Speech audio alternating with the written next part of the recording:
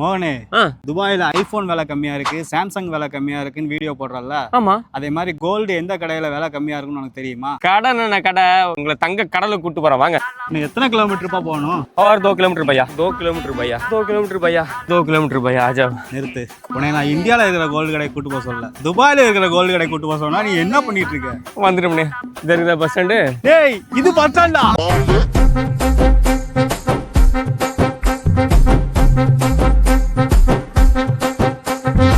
Welcome to Dubai city of gold. Gold souk gate number 1. இதுதான் Dubai தங்கப்பெட்டி. இது எப்பவுமே திறந்தா இருக்கும். எவ்வளவு தங்கம் வேணாலும் நீங்க எடுத்துட்டு போகலாம். ஊருக்கு கொண்டு போக வேண்டியது உங்க திறமை. வாங்க, உண்மையான தங்க கடைக்கு போலாம்.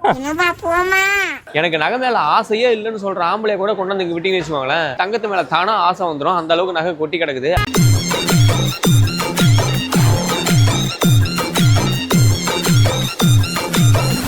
இன்னைக்கு துபாயில 1 கிராம் தங்கம் 474.90 பில்ஸுக்கு விற்கிறாங்க. இது கூட ஒரு 5% வேட் போடுவாங்க. நீங்க எடுக்கிற நகைக்கு ஏற்ற மாதிரி மினிமம் 2% இருந்துட்டு 18% வரைக்கும் செய்கூலி, அதாவது மேக்கிங் சார்ஜ் போடுவாங்க. ஆனா சேதாரம் போட மாட்டாங்க. அப்படி இப்படி கணக்கு பண்ணி பாருங்க.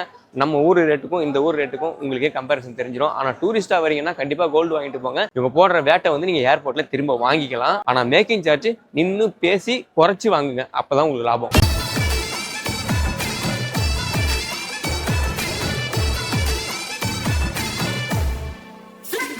ஆமா, நம்ம 4 வகையான டிராவல் பண்ணி வந்தோம்ல.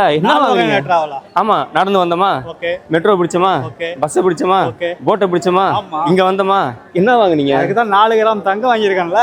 4 வகையான டிராவல் பண்ணி 4 கிராம் தங்கம் வாங்கியிருக்கிறாரு பாத்துங்க. இந்த 4 கிராம் தான் துபாயில இருக்கிற ரேட்டுக்கு இதான் வாங்க முடியும்.